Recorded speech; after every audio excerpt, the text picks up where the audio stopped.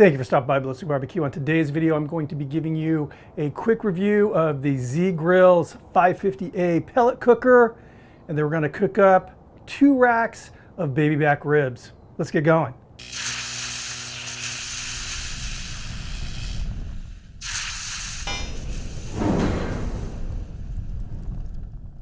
So on my channel, I'm guilty of using some pretty high-end equipment, and I'm often asked what my opinion is on some of the more affordable cookers out there, which is why I've decided to do this video. This morning I went on Zgrills website, and this cooker right here, the 550, is actually on sale for $356, so under $400, which is crazy. And first impression is, it's a nice looking cooker. I mean, it's definitely has a quality feel to it. I mean, compared to the other higher priced cookers, it feels as rugged as any of those cookers out there. It's not flimsy. Now, the thing that I like about this is the small footprint, but looks can be deceiving on this particular grill because it's deep. Let me see, the cooking chamber is 2 feet, 24 inches. Overall length is right about 36 inches. So it's a small cooker, but check this out. This thing is deep. It's 19.5 inches deep. And in preparation for this video this morning, I had some baby back ribs that were still wrapped in the cryovac, and I was able to lay 4 racks across this grate, you know, side by side basically, and 1 full rack up here. So I can easily cook 5 racks of baby backs in here. Definitely a large packer brisket in here, and probably 3 or 4 pork shoulders. So that's a lot of food. I mean, think about it, 5 racks of baby backs. If you give each person 1/2 of a rack, some people aren't going to eat that much. I mean, at minimum, that's 10 people that you're feeding. Again, I know that I could get probably a 15 to 17 pound full packer brisket on here, 4 shoulders. I mean, you're talking about 20 people now you're cooking for. So a lot of bang for the buck, I think. Again, $356, a lot of bang for the buck. Let's take a look at the hopper. So it has a fairly compact hopper. It's, you know, again, we're keeping the footprint down on this particular cooker. 16-pound hopper. So you're definitely going to have to tend to the hopper on a really long cook, but I'm guessing probably only once. This cooker has a nice solid rack underneath for storage, so easily store 4 bags of pellets under there. These wheels are awesome. Let me see, let me get a measurement on these. Yeah, 8-inch diameter wheels. Any terrain. As you can see, I have kind of rustic pavers here. Some of the smaller wheels, the really small casters, get kind of caught up on the cracks here. I was able to roll this across my front yard on the grass, no issues at all. Let's open this up again. The grates are all porcelain coated. Of course, you have the expansion here that you can remove. You don't have to use it if you don't want to use it. Get this grate out here. Has a really nice deflector here, which also obviously channels the grease down into the reservoir. Secondary deflector, solid. And then there's your fire pot. And again, a nice large fire pot here, 3.5-inch diameter. So the grease control system is your standard grease control for 99% of the cookers out there, at least. The grease runs down that deflector into this trough, out the chute, and into the little bucket. So the startup and temperature control on this thing is very straightforward. There's no bells or whistles here. It's got a simple knob to control your temp, and then an on-off switch. You're always going to start off at smoke for the initial startup. Then you have a range of temperatures here, 180 degrees Fahrenheit at the lowest, and then high, which is 450 degrees. So what I'm going to do now is that initial burn-in, which is detailed in the owner's manual. You guys don't need to see that. Basically what I'm going to do is I'm going to burn it for probably 45 minutes to an hour, and that's going to get rid of any of the residual oils, lubricants, whatever, from the manufacturing process. And Honestly, you need to do that with any cooker you buy, regardless, pellet, charcoal, big offset smoker. You should always burn it in before you cook food on it. Once the burn-in's complete, we'll start cooking. Okay, the pit's all heated up, no problems there. Here's those baby back ribs I bought, and these are gorgeous. I like to peel the membrane off of the back of the ribs. I think that it makes for a more tender bite. Also allows for more smoke penetration, top and bottom. Some people leave it on, that's fine. I don't have a problem with that. Other people will score it. I like to remove it. There's a couple ways of removing it. One way is to take a knife, a butter knife, and stick it underneath the membrane, kind of loosen it up and then grab it and pull it.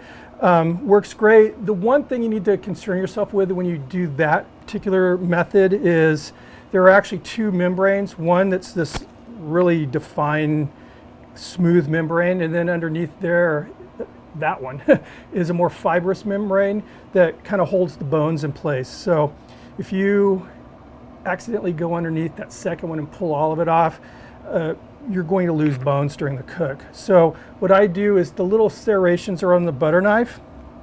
I just kind of use it to more or less snag this membrane here, and that'll keep that second one in place. And again, I'm just kind of snagging it until it loosens up. You can see it already pop, kind of loosening up there. Then it's more or less as normal. Small piece of paper towel so it doesn't slip. Just grab it, then continue kind of pulling it up.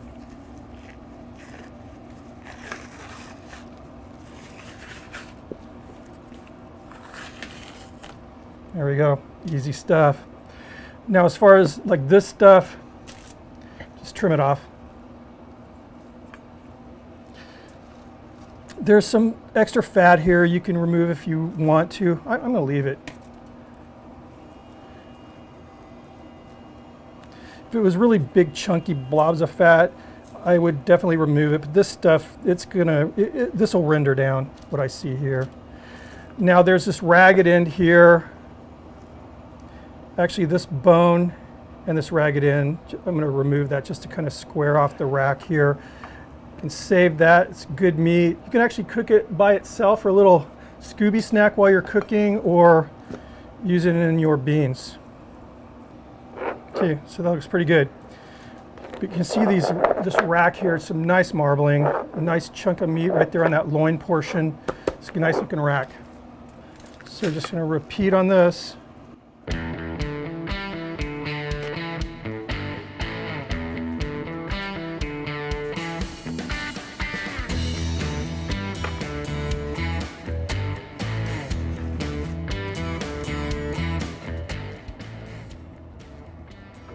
Right, both racks of ribs are ready to season. Just use whatever rub you like. I'm using OBQ Sweet and Heat. I love this stuff. I've been using it for years. Get a layer of that on. Pork ribs, you know, I like a little bit of a sweeter flavor, but I also like a little spice. And this is the nice thing about removing that membrane is you're not wasting your rub by seasoning the back of the ribs. And you could use a binder. You know, some people will use mustard, oil. I chose not to on this cook. These guys came right out of the cryovac before I trimmed them, and they were moist enough. They didn't need a binder. So on the top portion of these ribs, I'm going with a second layer rub, and I'm using, this is the rub by Killer Hogs, another good rub. Just kind of a second layer of flavor. All right, looking good. I'm going to allow these ribs to sweat through the rubs just a bit. Pits up the temp, so we're ready to cook. I want these to moisten up a little bit. Cooker is rolling at a nice stable 250 degrees Fahrenheit. We're ready to cook. And I didn't mention it, but we're burning maple pellets today.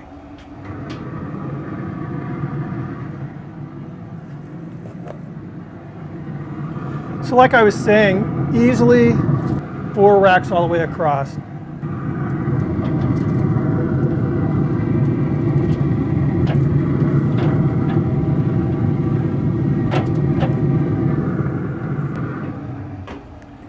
What I'm going to do now is allow these ribs to cook unwrapped in the pit. After about an hour or so, I'm going to check them just to see if they're looking dry. If they are, I'm just going to spritz them with some water. Easy stuff. After that 3-hour period, we're going to wrap them in foil, put them back on the pit, and we're going to cook them until they have the tenderness that I'm looking for. We're not going 3, 2, 1, 3 hours, 2 hours, 1 hour. Once they achieve that tenderness, I'm unwrapping them, give them a quick glaze, put them back on the pit until that glaze kind of sets up. So it's going to be good. It's already smelling good. See you guys in a bit. So we're about an hour and 10 minutes into this cook. I just took a peek and they need to be spritzed. Show you what I'm looking for. So very simple. You can see how the surface just looks dry. So just water in a spray bottle. And a lot of people, you can spray apple cider vinegar mixed with apple cider, whatever, you know. I've kind of taken to using just water because it doesn't affect the flavor. I'm trying to have a lot of control over the flavor that I'm developing here with the rubs. So what we're trying to do with the spritzing is dissolve, assist in the dissolving of the sugars and salts that are in that rub. And this is going to help develop just a really beautiful crust. So 30-40 minutes from now, I'll be taking another peek, and if it looks dry again, give it another spritz. 3 hours into this cook now, the cooker's been running flat, stable. I mean, very happy with the temperature of the cooker. It's not been consuming a lot of pellets either, but we're ready to pull these ribs for the wrap. Got some hot sun coming through here, but look at that. Beautiful color. Getting a little pullback on the bone. These guys are going to be done soon.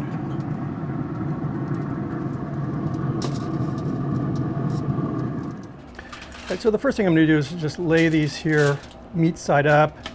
And what I'm going to do is just kind of a thin coating of a sauce. And this is a real kind of a basic tangy tomato-based sauce. So again, I'm trying to layer on different flavors. I've got some savory going on, got a little bit of heat, some sweet, now some tang.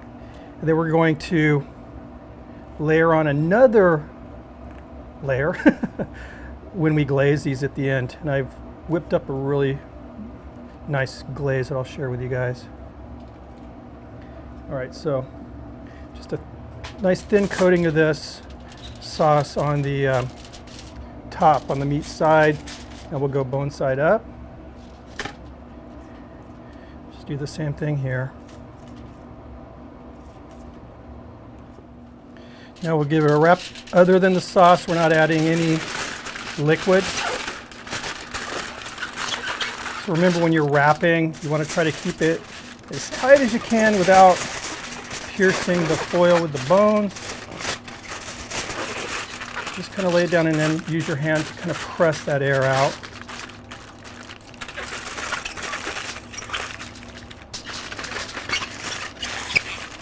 Very simple.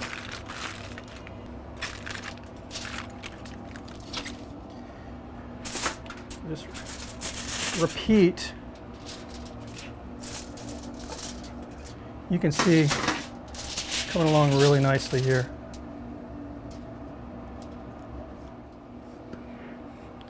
And repeat. This particular rack does have a little bit more pullback with the bone, so we need to be very aware of that when we're bringing this other layer over.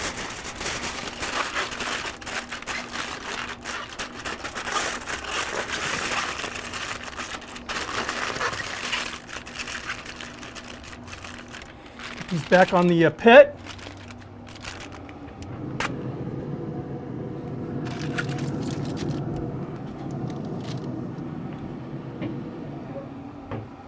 All right, so now what we're going to do is just monitor the tenderness of these ribs. I'll give it probably an hour in the wrap before I do that first test. And essentially what I'm doing is just taking a meat probe, like you could use a toothpick, but I'm going to use a meat probe and just poke it carefully between the bones. I'll open the foil up a little bit, poke it in there, and I'm looking for a nice clean bite. I don't want it to fall off the bones. So yeah, I'm hoping it'll be before that 2-hour mark, but again, I just don't like doing the 3, 2, 1 because we're not baking cookies, and these cuts of meat, they have their own personalities. They're gonna finish when they want to be done, and we need to honor that. See you guys in a bit. So that extra hour has passed. We're 4 hours into the cook total, and I probed those ribs using my instant read thermometer, and they're right where I want them to be. And again, I'm just using the probe portion. I'm not concerning myself with temperature at all. I'll show you what I was looking at.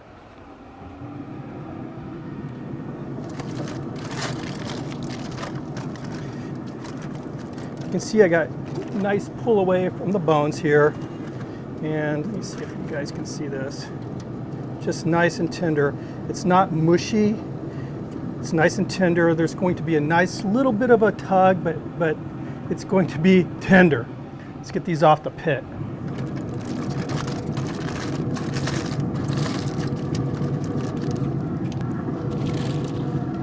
All right, lay these out. Now you can see where I have some loss of the, the membrane right here behind these bones. They're kind of shining through. Got them just in time. Pretty though. So now we're going to glaze these ribs, and again, it's just one more layer of flavor. It's not a real thick glaze. We just want to add another layer of flavor and some shine to these ribs. This is a honey-based glaze. I'll have the recipe for it posted on the screen here, but it's nice. It's got a little teeny bit of heat and a lot of nice spices, because I put pickling spice in here. So I'm just going to kind of spoon it on. You can see it's really pretty. And I'm going to brush it just to kind of see it's got some beautiful color. There's a little smoked paprika in here to help with the color. And that honey, it's sweet, but it's got a nice kind of, a floral sweetness to it. It's not just like cane sugar sweet. All right, let's get these back on the pit.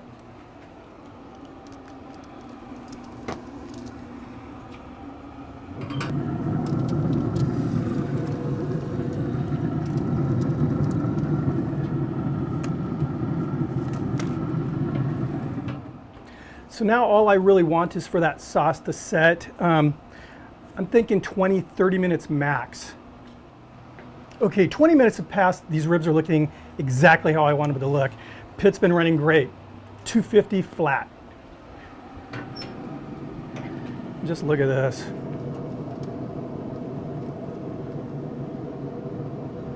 It's gorgeous, gorgeous, gorgeous. Put the, let me turn this off. Okay, so the pit's in shutdown mode. The fan's gonna continue running for a few more minutes. I'm gonna let these ribs set just a little bit before we slice them up. Then I'll give you guys a try. So here we are, they're all rested. I'm literally racing a gas-powered weed eater right now that's behind me, coming towards me. There's a hill that it's coming up. So I need to get this done. Anyway, look at that beautiful color. These are gorgeous, gorgeous, gorgeous, gorgeous. Let me get these guys off to the side here. See, so you can see. You guys can see that. It's got a smoke ring. It's not a really, really dark, like crimson smoke ring, but it definitely has a smoke ring. You can see it's juicy as all get out. I hope you can see that. Let's give these a try. Oh, that's what I was looking for. You can definitely see there's a more pronounced smoke ring on this one. This is actually my favorite rib from the baby back rib. From the back rib. Oh. That is tender. Guys, thank you for stopping by. I appreciate the views. If you're interested in checking out the Zgrills, I'll have a link down below. See you on the next video. Cheers.